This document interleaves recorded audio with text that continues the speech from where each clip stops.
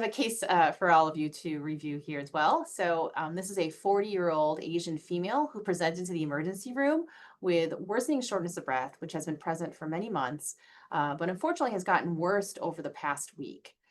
She also had symptoms including chills, unintentional weight loss, chronic cough, and then at home, her pulse ox showed that she was 91%, which is lower than her baseline.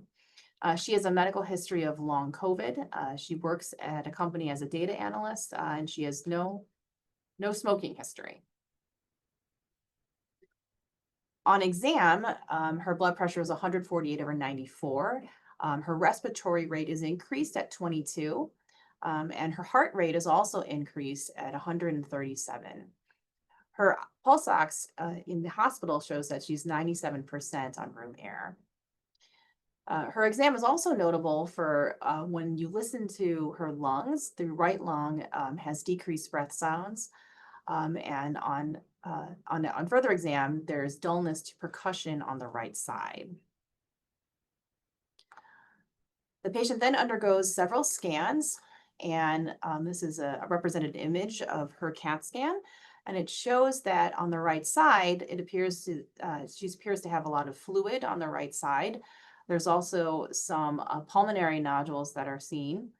On a PET scan, these nodules are further confirmed, and then the patient undergoes a right thoracentesis. So this fluid is then tapped, and this confirms a non-small cell cancer, specifically an adenocarcinoma type, which is seen with the TTF1 positive and the NAPSIN-A that is reported by the pathologist. She also underwent a liquid-based NGS testing, and this showed that she has an EGFR exon 21 insertion. So this patient has been diagnosed with, unfortunately, an advanced stage 4 non-small cell lung cancer with an EGFR mutation. So what do you offer to this patient? And I want to turn it over to our awesome panel to kind of see what they're thinking about this case. Great presentation, and I think we see patients very similar to this case that you presented. And thankfully, we have many options right now, which is great, but also complicated. I think I heard someone say it at a meeting that I was just at, that when we used to be allotted 30 minutes for patients just like this, now we need an hour. I would backpedal on that and say that I've always needed an hour, and now I need even more than an hour, and it's never enough time. But with that being said, I think, we need to kind of go through all these options and talk about pros and cons, toxicity, patient preference. Something about her case that just kind of caught my eye is we know that for patients that were on the FLOR2 study looking at chemotherapy and OC, there did seem to be a little bit of a signal for patients that harbored EGFR exon 21 insertions, and maybe also those with brain metastases. So that may be something that I might consider for her. But there's also data supporting CNS penetration for patients that are treated with lazertinib. And I know with the dreaded cross-trial comparison that we're really never supposed to do, but it does look like there may be an overall survival signal with the amivantamab and lazertinib arm that was just presented at a more recent conference. So I think I go back and forth, but in the end, I'd really need to talk to the patient and see what she would want. But I think given her age and performance status, I probably would talk to her about chemo OC. This is a really tricky one. I think, I would talk to our patient about all of these options. There are certainly a not insignificant number of people who would prefer to start on osimertinib alone, even though we know that the addition of amivantamab to lazertinib, which is essentially the same as osimertinib, improves survival compared to osimertinib alone, because taking a pill every day versus coming to a treatment center, every couple of weeks for amivantamab is a real change in quality of life. And also because amivantamab can have a lot of severe side effects that really affect a patient's quality of life. Of course, we're learning, and I know that Dr. Garcia will talk about the fact that if we take certain prophylactic measures, we can decrease some of these side effects. And then with the chemotherapy combination, I completely agree with Dr. Preeshagul. I was thinking about her brain metastases and the fact that it does seem to be helpful when you add chemotherapy, although that data has not so far, and I could be wrong, shown a survival benefit. So I would be honest and talk about what kinds of benefits we've seen with these different regimens and what they all entail. And, I think if a patient asked me, if this were your mother, what would you do? Because I think that's a question I get a lot, and I appreciate that question. I would probably say, given the extent of disease, that I might start with the amivantamab combination, although, personal preference makes a real difference here. Thank you both so much. You really both bring up some really very salient points about the landscape of EGFR mutated lung cancer right now. We used to have one really good standard of care option, and now we have lots of options, but a lot of things to consider. So I'm going to take us through a little drive through the different options right now. Here, we have, I wanted to go through some of the trials that we have available to us for advanced non-small cell lung cancer with EGFR mutations. And this is the FLORA study. This has been the standard of care since at least 2018, where our patient population were patients who had EGFR mutated non-small cell lung cancer and received osimertinib 80 milligrams daily versus the comparator. So earlier generation TKIs are erlotinib and gefitinib, and the primary endpoints were progression-free survival. So really important, this showed that the risk of progression or death was cut by 54% when you looked at osimertinib versus some of the older TKIs. And this didn't matter, all the patient types showed that osimertinib was favored, and this has been our standard of care. We have some updated final overall survival data, and overall we have a median overall survival about 38.6 months compared to prior TKIs of 31.8 months. So this extended our overall survival by nearly 6 to 8 months. And within the first progression in the comparator arm, osimertinib was about 31%. So real clear data showing that this is our first line treatment. Then in 2023 at World Lung, results from FLORA-2 were presented. And this is where we started looking at what happens when you add chemotherapy to osimertinib, and can we improve on the data that we had on FLORA?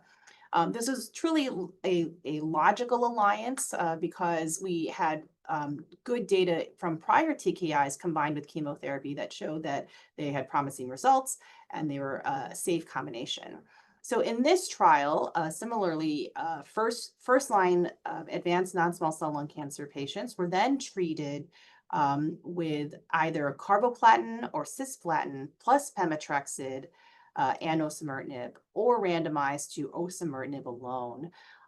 We should also note that besides this randomization, the patients that were on the chemotherapy arm also got pemetrexed every 3 weeks in addition to continuing osimertinib afterwards. And at World Lung 2023, it showed that the progression-free survival endpoint was met with about 25.5 months median progression-free survival compared to 16.7 months with just osimertinib alone. So it's about almost 9 months in benefit for these patients when you add chemotherapy. And one other slide that I did not include are specifically for patients who have brain disease.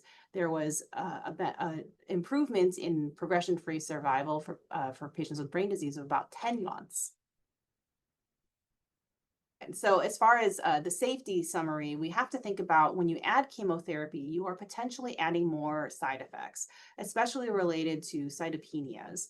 And in this combination, about most of the patients had received about 1 year of pemetrexed, and 76% of the patients who completed all 4 cycles of chemotherapy, and then their continued to exposure to osimertinib after that. All right, so thinking about what else is coming, I wanted to talk a little bit more about some of these potential side effects. Many of us are very used to managing some of the side effects related to osimertinib, including diarrhea, rash, changes to your fingernails, and the potential risk for interstitial lung disease. For the most part, these are low grade, at least very, very few low single digit percentages that are over grade 3.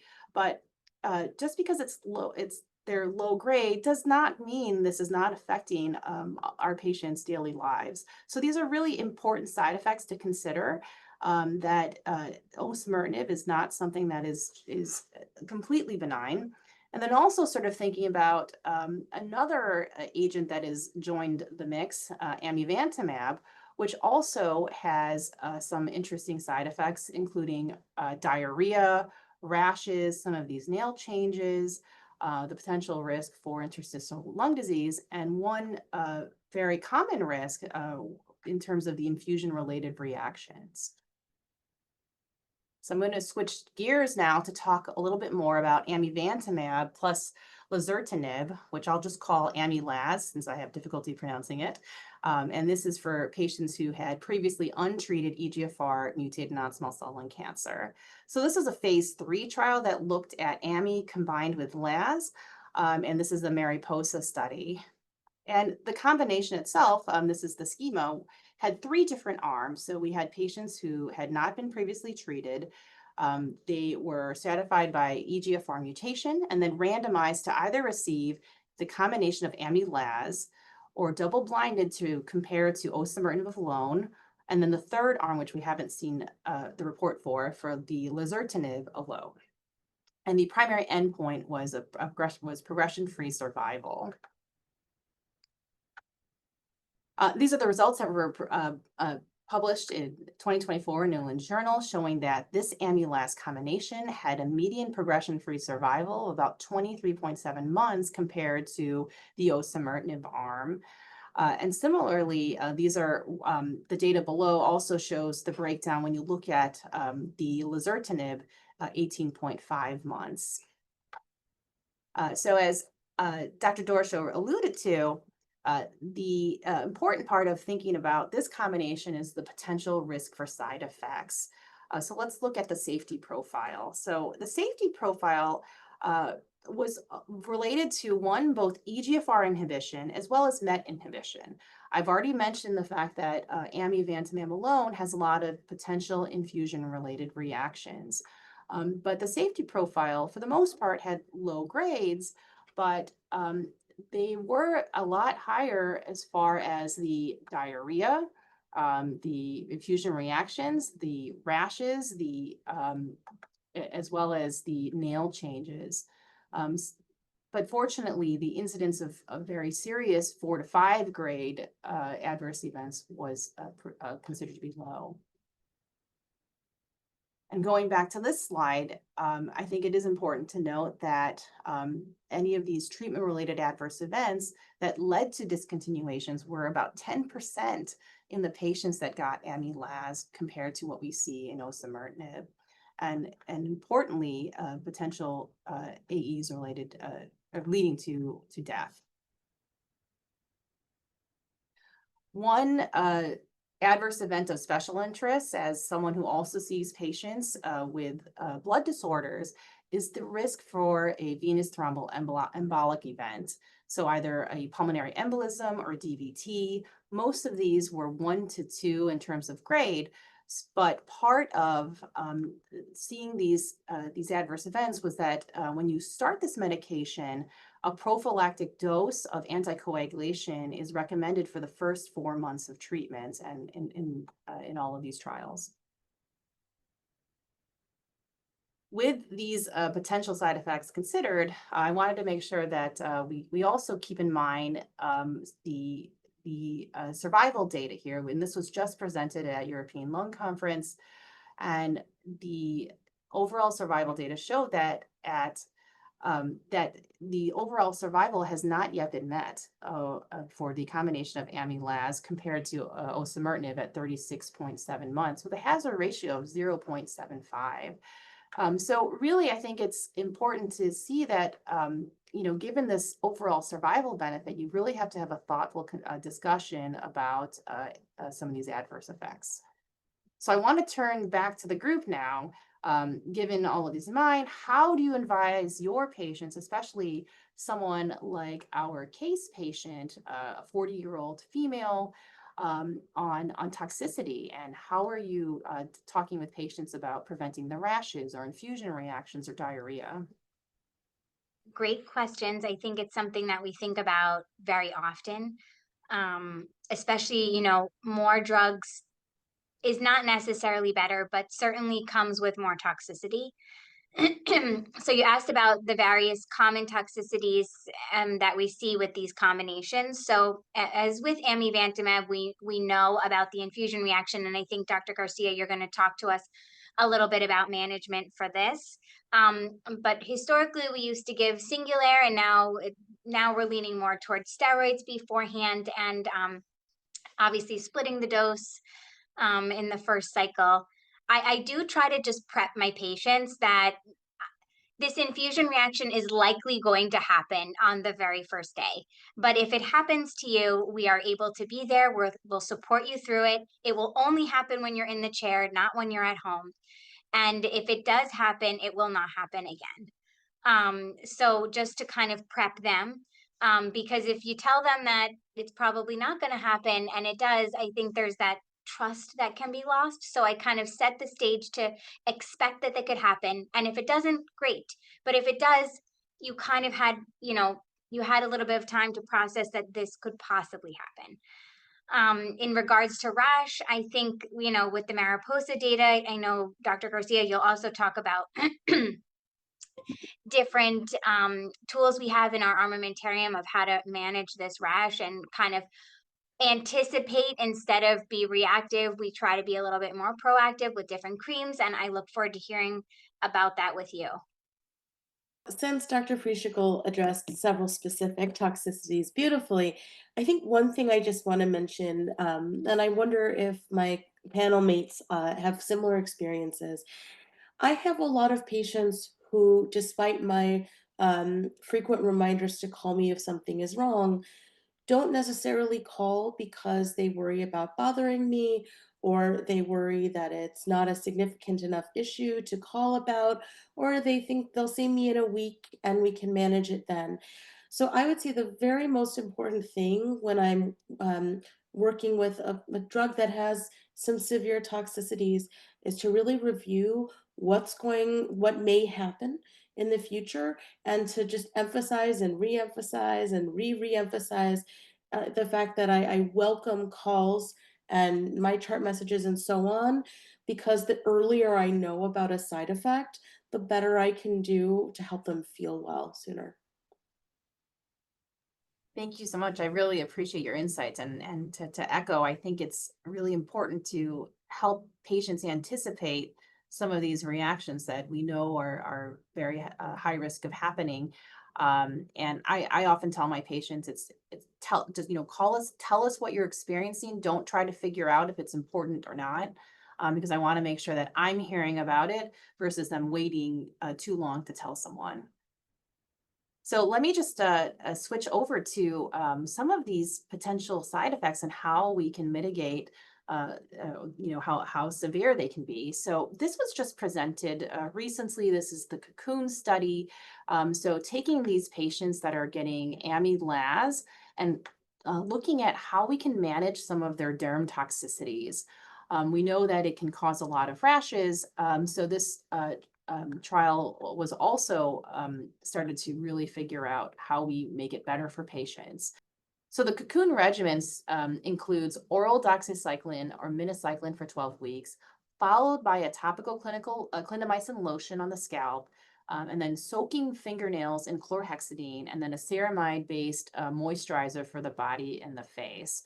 And the primary endpoint is taking a look at some of the grade 2 plus dermatologic adverse events in the first 12 weeks, and then looking at the severity of some of these other common side effects.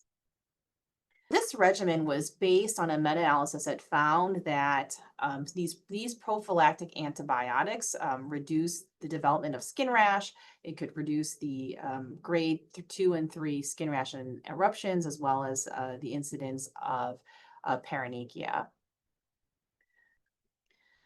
So in order to prevent some of the adverse events with amilas, there are a couple different regimens that are given prophylactically now. So knowing that there is a high risk of infusion reaction, our patients now are using oral dexamethasone twice a day, 8 milligrams for 2 days, and then 1 day prior, and then 8 milligrams 1 hour before the first infusion. And this has helped to reduce the risk of infusion reactions. I already mentioned previously that the patients that were on Paloma 2 and Paloma 3, you would also have to start oral anticoagulants to prevent the risk of a thromboembolic event. And then the Cocoon regimen, as I mentioned before, is including the antibiotics as well as the chlorhexidine to the fingernails and toes, and then long-acting skin hydration.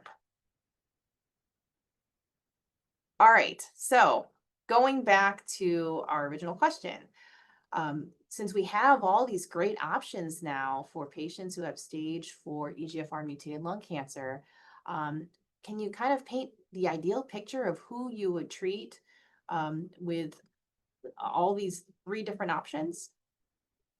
Dr. Doroshow, do you want to go first? The honest answer is that I can't.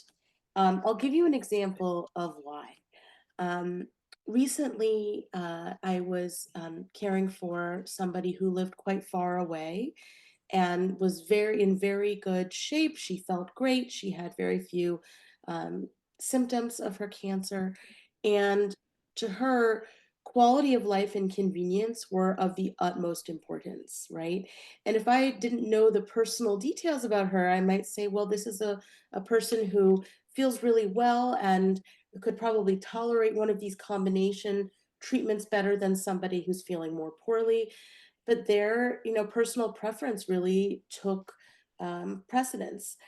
So I think it's hard to make a decision like this without really knowing who your patient is and what they want. A lot of people are really scared of chemotherapy. I've had, so many patients for whom, osimertinib has been a really tolerable first-line treatment. And then when the time came to switch to chemotherapy, they were extremely worried about it and had heard horrible things. Luckily, the regimens we use can often be pretty well tolerated, but there's still a lot of sort of anti-chemo sentiment and understandable worry about it out there. So a lot of different factors come into play.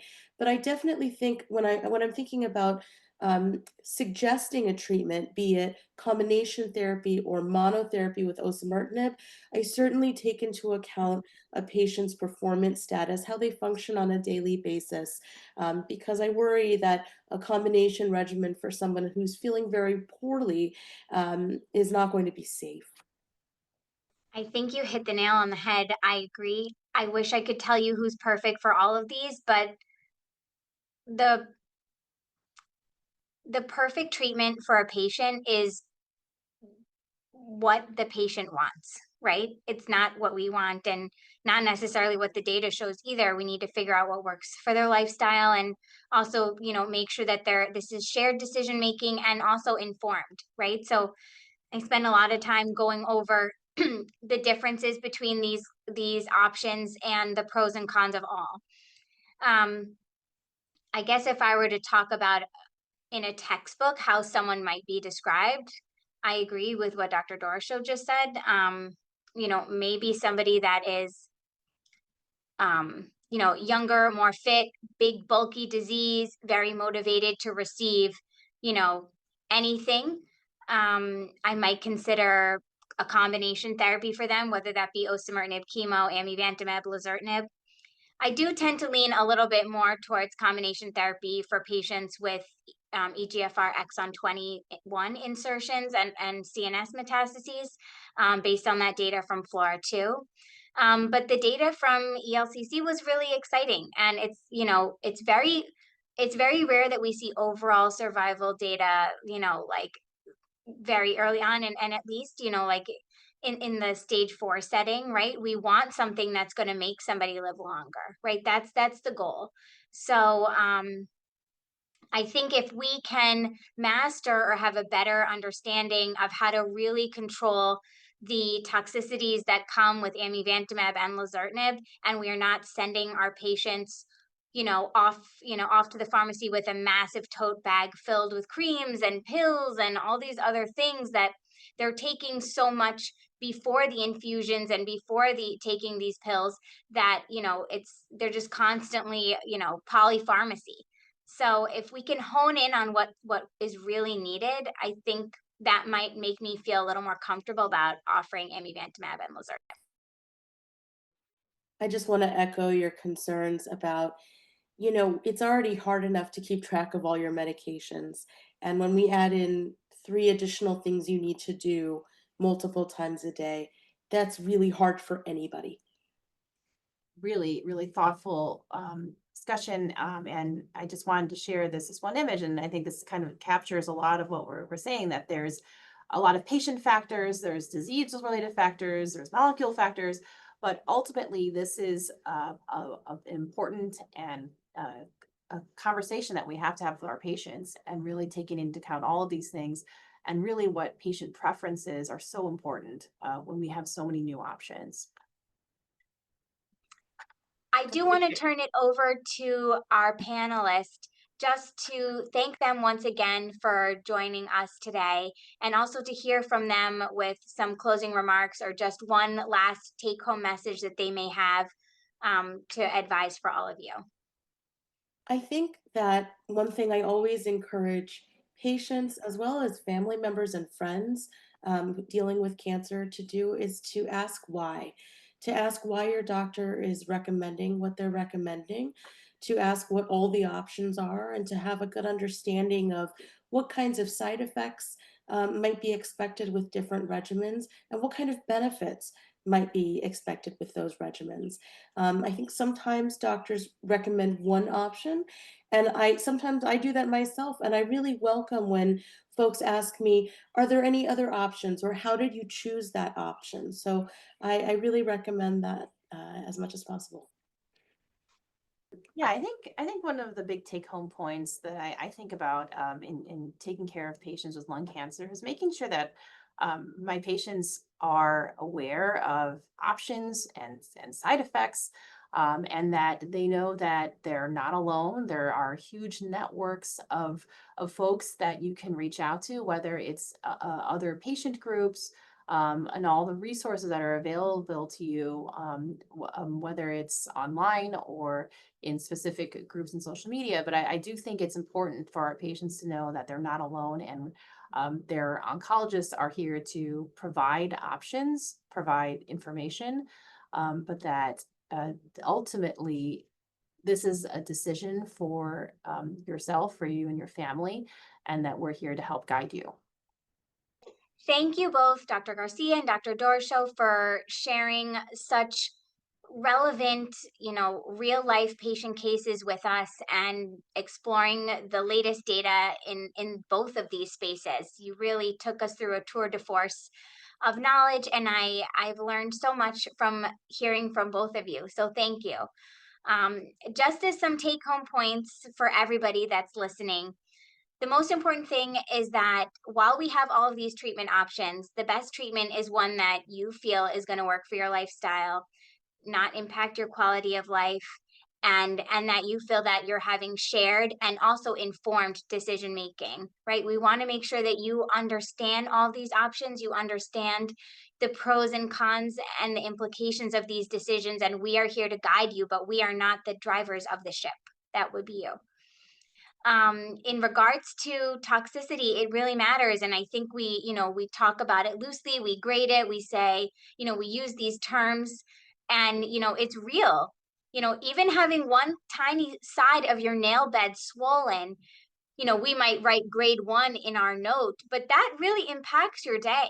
It really does. You're so aware of it, even when you're typing, when you're using your phone, you're talking. It's not, it's not to belittle. So I think we need to be aware of these side effects that can happen from these drugs and be transparent with how we're going to anticipate them, and if they arise, manage them. And of course, shared decision making, and making sure that your family members are aware of these side effects too, so that if you're not well enough to advocate for yourself, or you're someone that just doesn't like to call the doctor or report your symptoms, that someone else is there nudging you or calling on your behalf. But thank you again so much, and I look forward to joining all of you again soon.